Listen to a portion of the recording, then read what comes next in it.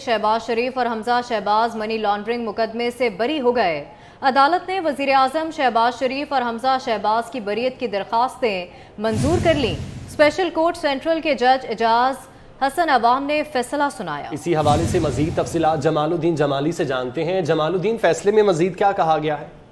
तो जिसकी बुनियाद पर अदालत ने जो है इनको बरी करने का फैसला किया गया है, जबकि जो लीगी कारकुनान यहाँ फैसले के इंतजार में बैठे हुए थे दोपहर से अब तक, उन्होंने ढोल की थाप पर यहाँ पे जो है भंगड़े डालने शुरू कर दिए हैं और वो जो है जश्न मना रहे हैं। यकीनन ये मुस्लिम लीग नून के लिए बहुत बड़ी जो ये फैसला है कामयाबी है कि एक ऐसा मुकदमा जिसमें तो उनकी क़यादत पर इल्ज़ाम था मनी लॉन्ड्रिंग का, उससे उनको बरी कर दिया गया है। जी, मुकदमे से बरी कर दिया गया है। शहबाज शरीफ और हमजा शहबाज मनी लॉन्ड्रिंग मुकदमे से बरी। अदालत ने वज़ीर आज़म शहबाज शरीफ और हमजा शहबाज की बरीयत की दरख्वास्तें मंजूर करनी हैं। स्पेशल कोर्ट सेंट्रल के जज एजाज हसन अवान ने फैसला सुनाया। इस मौके पर कारकुनों की एक कसीर तादाद उनसे इजहार यकजहती के लिए मौजूद थी और वज़ीर आज़म और हमजा शहबाज के हक़ में नारे भी लगाए गए, जबकि सिक्योरिटी के भी सख्त इंतजाम किए गए। शहबाज शरीफ और हमजा शहबाज मनी लॉन्ड्रिंग मुकदमे से बरी कर दिए गए।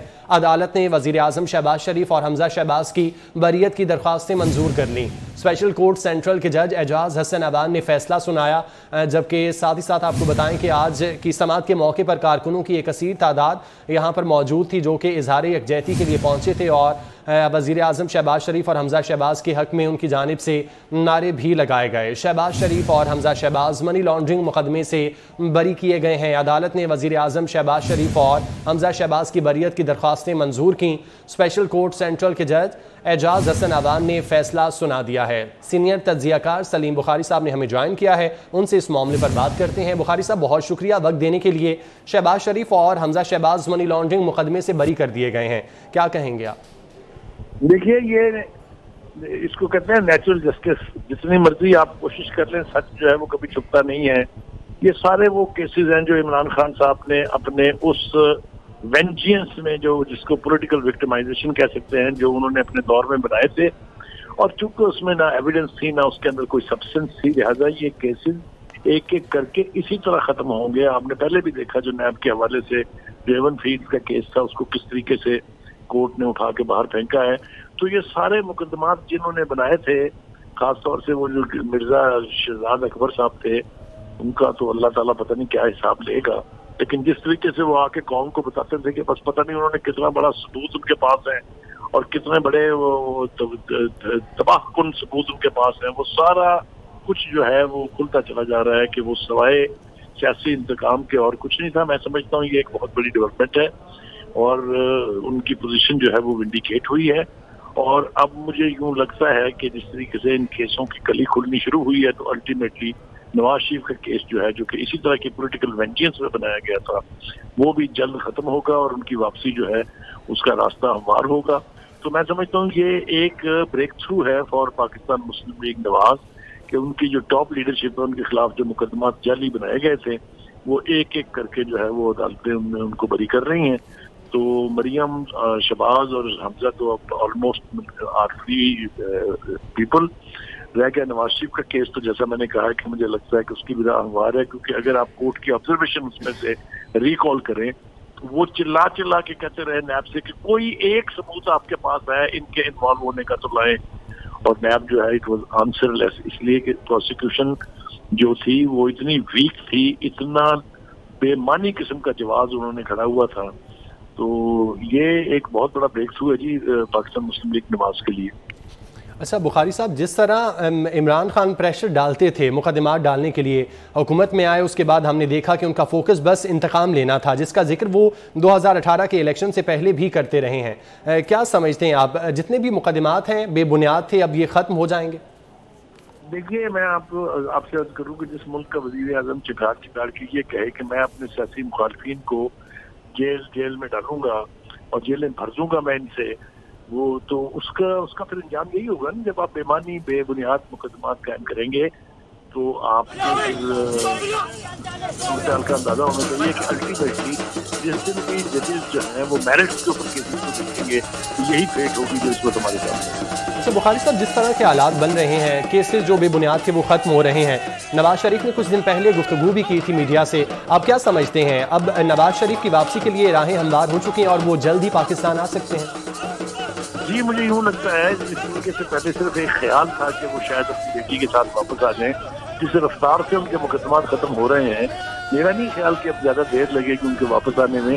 اور اگر وہ واپس آتے ہیں اور اس کے بعد الیکشن ہوتے ہیں تو وہ الیکشن کمپین ان کی بہت سخت ہوگی. اس میں کوئی شبہ نہیں ہے کہ عمران خان صاحب جو کراؤڈ پول کرتے ہیں، نواز شریف صاحب بھی جو ہے ان کی بھی فالوئنگ کم نہیں ہے، اور خاص طور پہ پنجاب میں. تو میں سمجھتا ہوں it's a breakthrough, it's a very very important decision کہ جو نواز شریف، حمزہ شہباز، مریم یہ فارغ ہو چکے ہیں مقدمات سے، جو فوری طور پر ان کے خلاف جو ہے وہ مطلب جن کے فیصلے آ سکتے تھے، اب میرٹس کے اوپر فیصلے آنے شروع ہوئے ہیں، تو یہ سارے کیسز ختم ہو جائیں گے.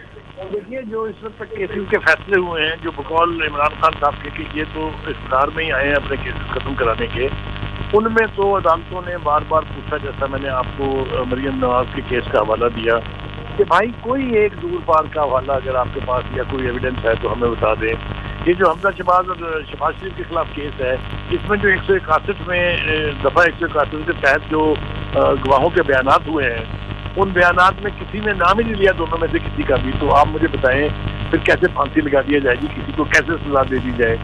یہ جو سیاسی انتقام کی خاطر مقدمات کی ایک بھرمار انہوں نے شروع کی تھی، یہ ایک ایک کر کے دم توڑیں گے، اس لیے کہ ان کی بنیاد کوئی نہیں تھی. میں بتاؤں نا آپ کو، آپ کے پاس نواز شریف صاحب کا کیس لے لیجیے، پاناما کو بنیاد بنایا گیا، پاناما میں ان کا نام ہی نہیں تھا، ان کا پری کچھ اور تھی اور سزا دے دی اس کو آپ نے اقامہ میں اپنے بیٹے سے دھوکہ نہ دینے پر. اگر اس طرح کے انصاف ہونے، اس کے اوپر مجھے یاد ہے علی احمد گل صاحب کا تبصرہ یہ تھا کہ میں اس جج کی شکل دیکھنا چاہتا ہوں جس نے یہ فیصلہ لیا ہے کہ ایک ایسی چیز جس کی پرے ہی نہیں ہے پٹیشن میں، جس کا پٹیشن میں ذکر ہی نہیں ہے، اس کے اوپر آپ سزا دے رہے ہیں. آپ نئی پٹیشن کرا کے بے شک اسی میں سزا دے دیں، لیکن اس پٹیشن میں سزا نہیں ہو سکتی. تو ایسے تو فیصلے کرائے عمران خان صاحب نے، اور عمران خان صاحب کے عدالتوں کا لاجلہ ہونے اور عمران خان کے دور میں عدالتوں کا اینٹی نواز شریف فیملی ہونا اور شریف فیملی ہونا، اس میں کسی ثبوت کی ضرورت نہیں ہے. آپ ارشد ملک صاحب جو تھے جج، ان سے شروع ہو جائیں اور جسٹس شوکت حسین صدیقی صاحب تک آ جائیں. جو کچھ انہوں نے ایکسپوز کیا ہے اس کے بعد یہ پتہ چل جاتا ہے آپ کو کہ اس وقت کی اسٹیبلشمنٹ اور اس وقت کے عمران خان صاحب وزیر اعظم جو تھے، وہ ہر کسی صورت میں چاہتے تھے کہ ان کے جتنے سیاسی مخالفین ہیں وہ جیل کی دیواروں کے پیچھے ہوں. اور خود عمران خان صاحب گلا پھاڑ پھاڑ کے کہتے تھے میں کسی کو نہیں چھوڑوں گا. حتیٰ کہ ان کے جو حوالی تھے وہ باہر آ کے یہ بتاتے تھے فلاں فلاں جیل میں جائے گا، فلاں کو اتنی سزا ہوگی، فلاں کو ریمانڈ ملے گا کہ نہیں ملے گا. یہ کون سا انصاف تھا؟ یہ تو انصاف کا مذاق اڑایا گیا اور اس کا نتیجہ یہی نکلنا تھا جو آپ دیکھتے ہیں. ٹھیک ہے.